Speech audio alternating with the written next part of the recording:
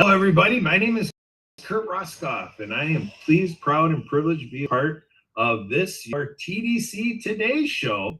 And we're here with your co-hosts, Sue Roskopf and Denise Vargas. So, Sue, we're going to bring it over to you. Take it away for the TDC Today Show. Enjoy, everybody. Welcome. So glad to have everybody here today.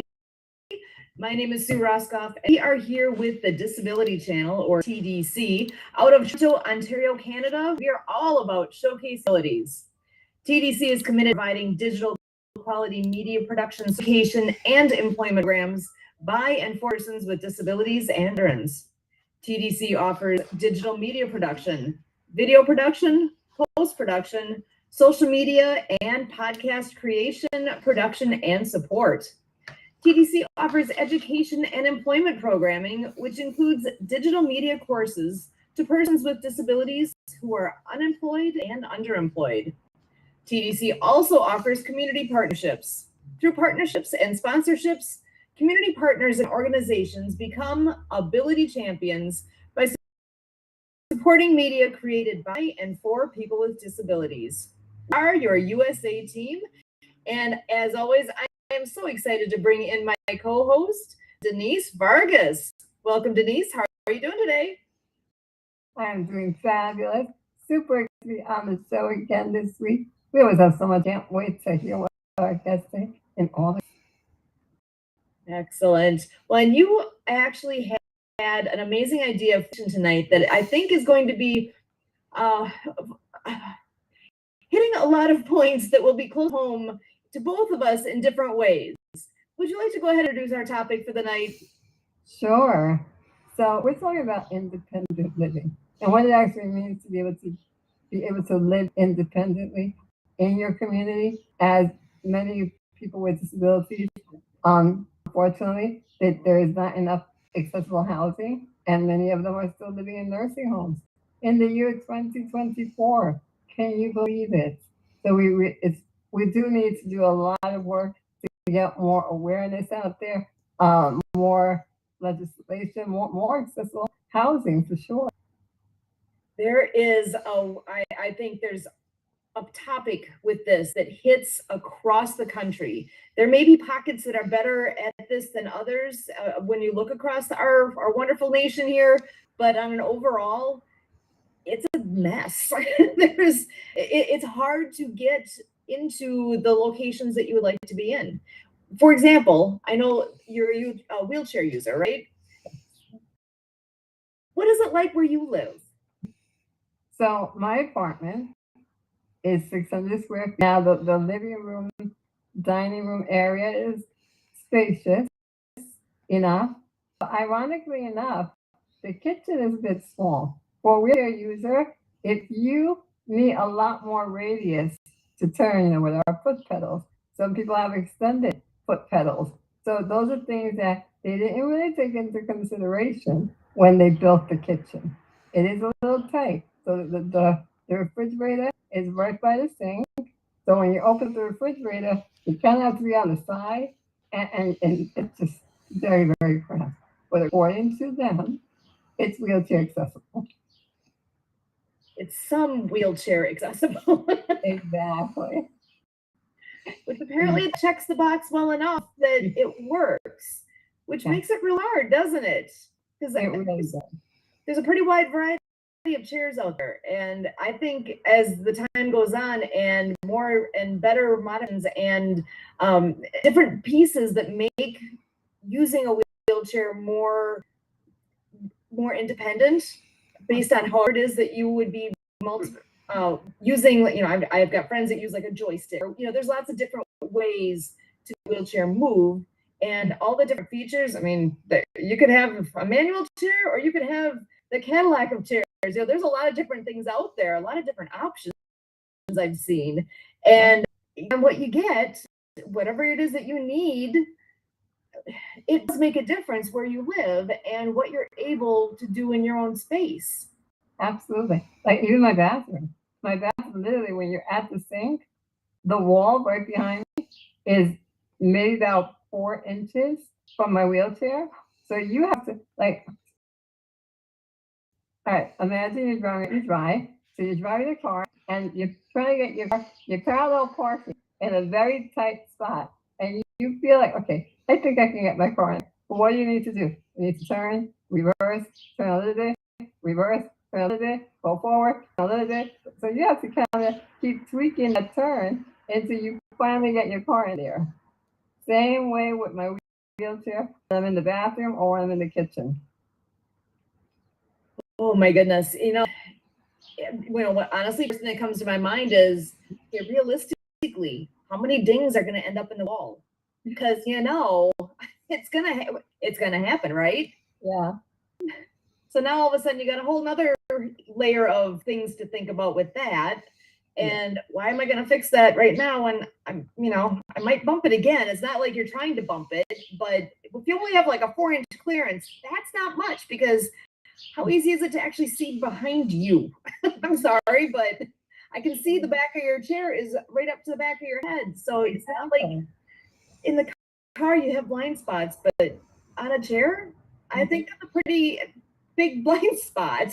Yeah, for sure. For sure. And again, it's like, I think that a lot of this could have been rectified had you actually used people with disabilities when you're building, when you're renting out an apartment. Well, ask us, what is it that we need? What would make a living environment more accessible, more maneuverable for you, right? Like, just ask us. But if you're having others build it based on what they feel is accessible enough, you just never know. And like I always say, Sue, accessibility is for everyone, because we are all going to age into a debilitating state, if you will. We're all going to need help eventually. We all might need a walker or a cane or a wheelchair. You just never know.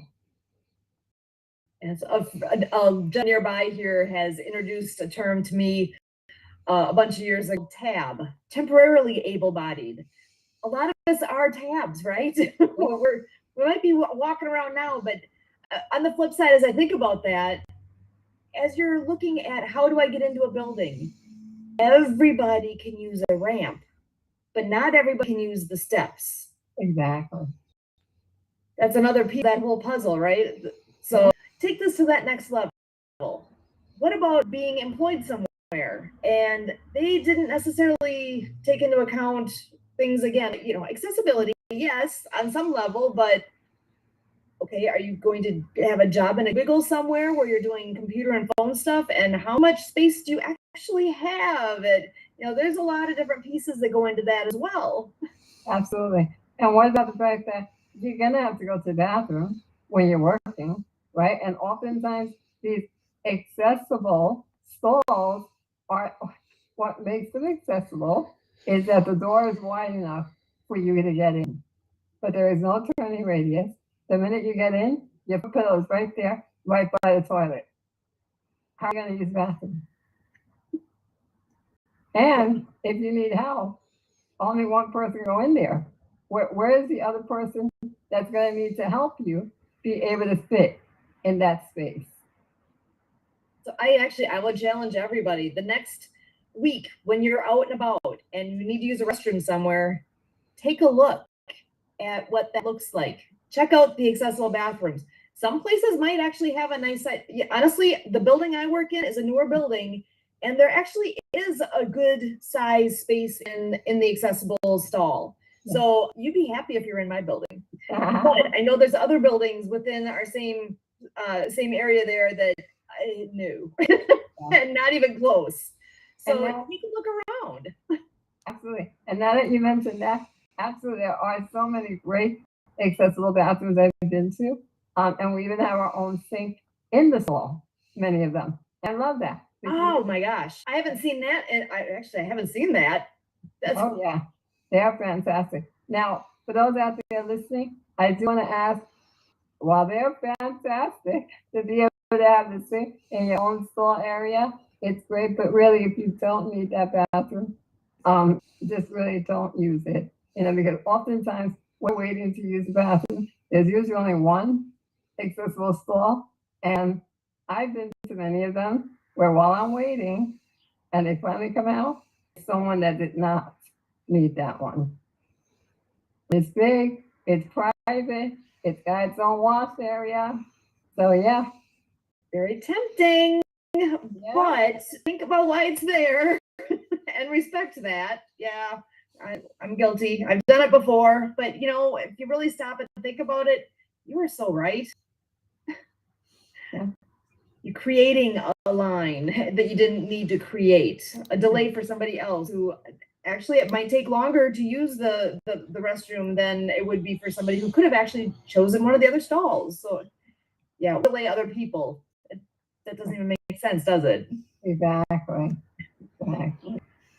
So that actually takes us to another whole level again. Okay, so we've talked about where a person lives and where they would work.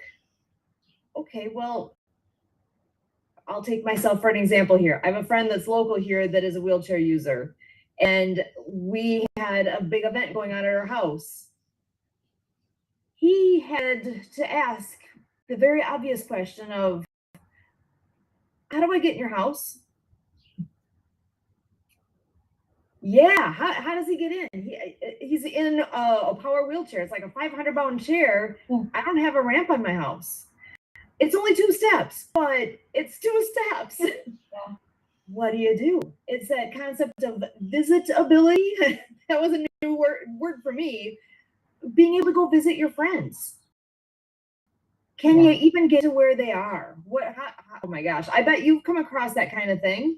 Oh my gosh, yes. You know, and it's whether you have 1 step, 2 steps, you might have 50 million steps, right? Because even that 1 step, when you're talking about a power wheelchair, you can't sit back and push it in and that's it, right? It's very, very heavy. It's unfortunate that even renting a ramp to be able to visit someone is very expensive. You know, it's not something that's easily attainable. First of all, most people, even if they have friends or family members who are able or use a wheelchair, they don't think about how are they going to get into my house. You know, it's on the one hand, it's interesting because it shows that I don't see you as disabled. That's why I didn't think about it, right? But on the other hand, it's like, wow, I didn't see you as disabled. How are you going to get into my house? Exactly. Right? I even have a family member that's nearby that had surgery that meant that she's going to be using a wheelchair for the next couple months.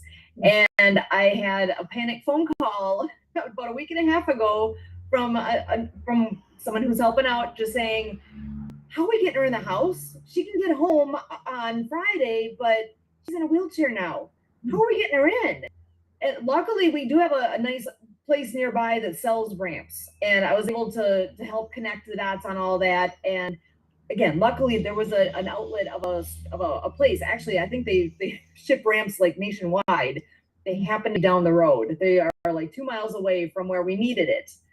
So we had that opportunity to actually help and said, you know, take pictures of the steps, measure it, go over there, ask them what the right thing is. And they outfitted what she needed. And it's not a permanent kind of a ramp that was put on there. It's a temporary one, because the assumption is in a few weeks here that no more wheelchair if everything goes right.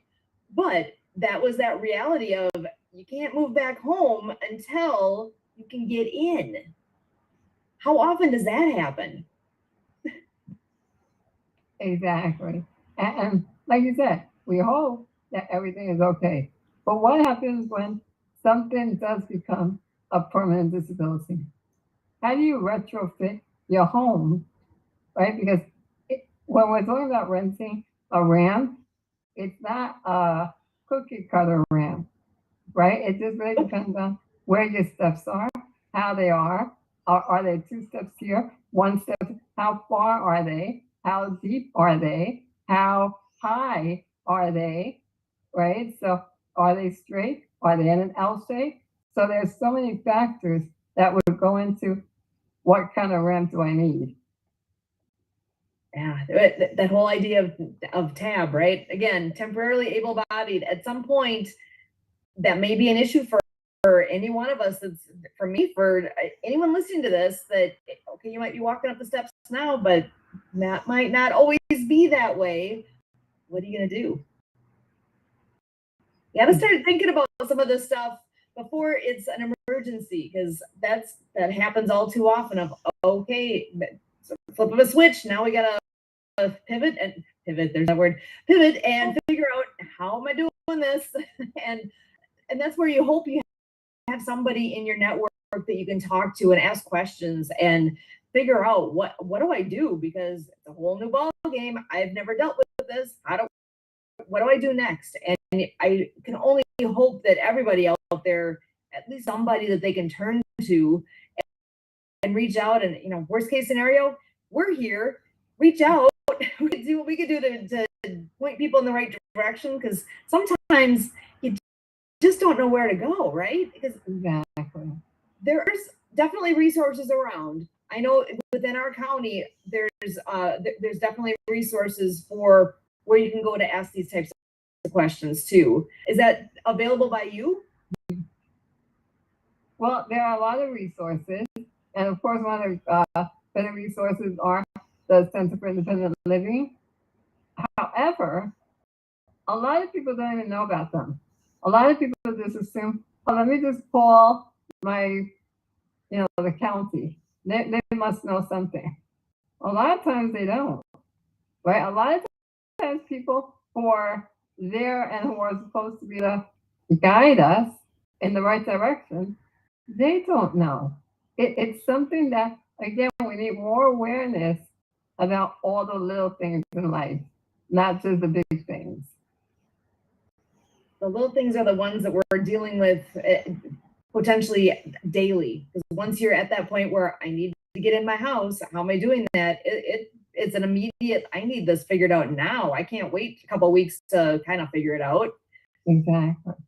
So yeah, and this actually takes me to that whole concept of the legislation that had taken place, ADA, Americans with Disabilities Act, that passed back in 1990, that did make a big difference for so many people, for so many places to be able to gain accessibility to buildings and whatnot. That was a huge thing. And now I know that, I don't know how many people have heard of DIA, the Disability Integration Act, that has been kind of floundering through the process and not passed. And that is the pinnacle of being able to have an individual decide for themselves where they're going to live. Yeah.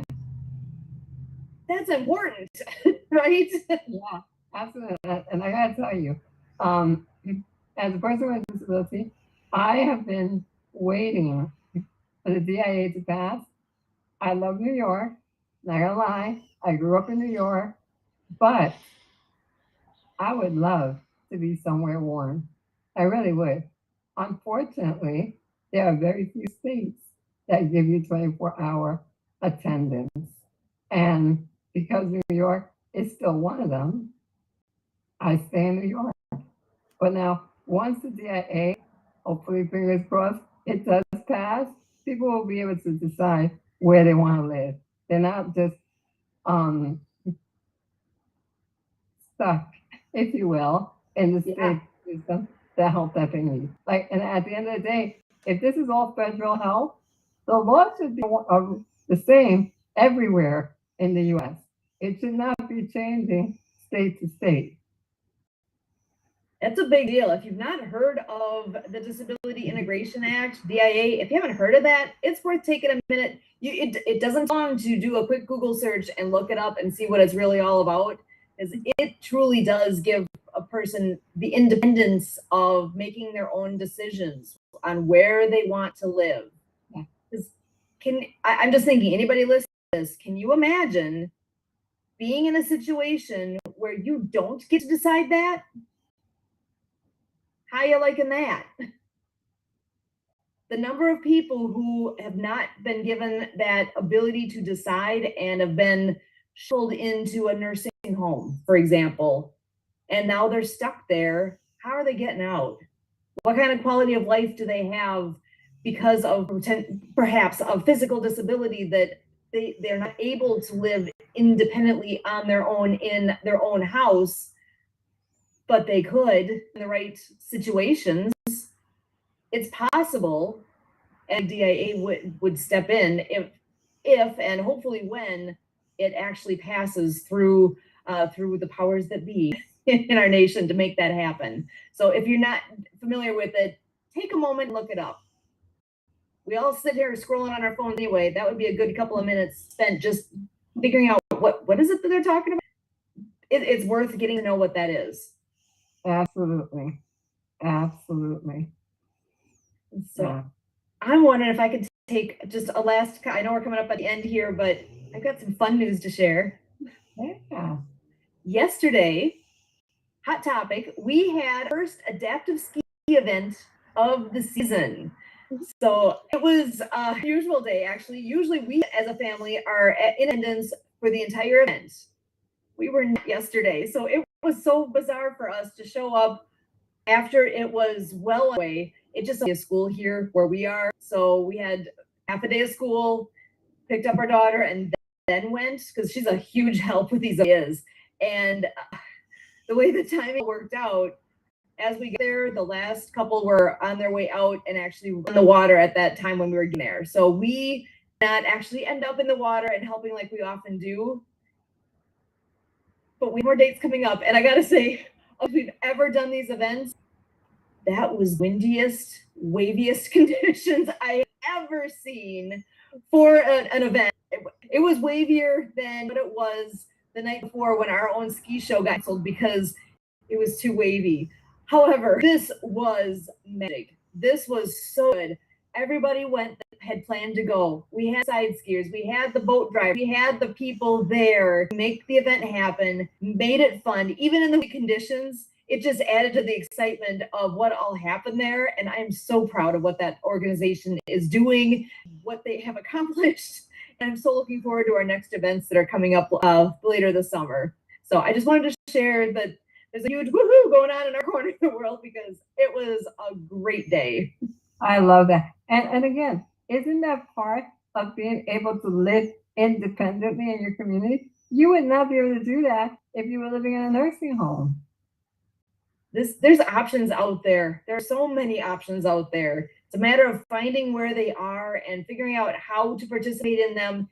And you're right, that idea of being able to independently decide for yourself that I want to go do that. Exactly. And then actually be able to make that happen. So there's so much to be said for that. Yeah. So, well, I'm going to turn it back to you. Any last thoughts you want to share before we close out? No, I all those who are listening, if you have any thoughts, ideas, you want to come on the show, we would love to have you. Reach out to us. Let us know in the comments. Subscribe, like. Let's get together. Excellent. I love the invitation. And yes, invitation stands.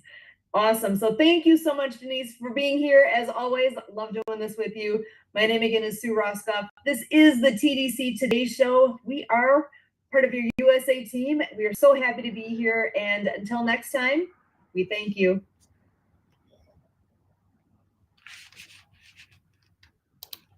Recording stop.